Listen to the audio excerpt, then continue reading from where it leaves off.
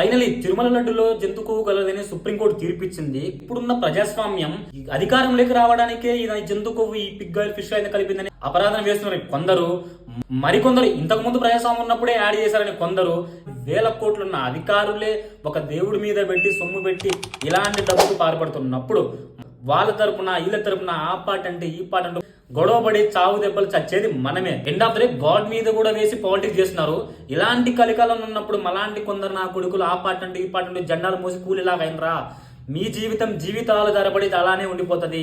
తప్పులని దేవుడు ఆల్రెడీ శిక్షిస్తాడు. చిన్న చిన్న తప్పులకే కర్మ అనేది రిటర్న్ అయితే అంత పెద్ద అపరాధం చేసినప్పుడు వాడు ఎవరు నిందలేశారు ఎవరు నిందలేయలేదని దేవుడు మాత్రం తప్పగా చూసుకుంటాడు. అయితే ఈ పక్క నుంచి పొలిటీషియన్ ఈ పక్క నుంచి పొలిటీషియన్ నాది తప్పు లేదు పుచ్చుకుంటా ఉంటే మన జీవితమే సంకరాకపోతుంది. వాళ్ళు బాగుంటారు. మన రాజకీయ నాయకులు వచ్చినప్పుడు వాళ్ళకి సపోర్ట్ గా మాట్లాడి వీళ్ళకి సపోర్ట్ గా మాట్లాడితే జీవితాలు అనేది చాలా దరిద్రంగా మారిపోతాయి. అన్నిటికీ ఆ వెంకటేశ్వర స్వామి ఎలా కాపాడాలో అలా కాపాడతాడు, ఎలా శిక్షించాలో అలా శిక్షిస్తాడు. దీని మీద నీ అభిప్రాయం ఉందో మర్చిపోకుండా కమెంట్ చేయి. అలాగే ఇలాంటి అప్డేట్స్ కోసం ఫాలో చేయడం మాత్రం మర్చిపోవద్దు.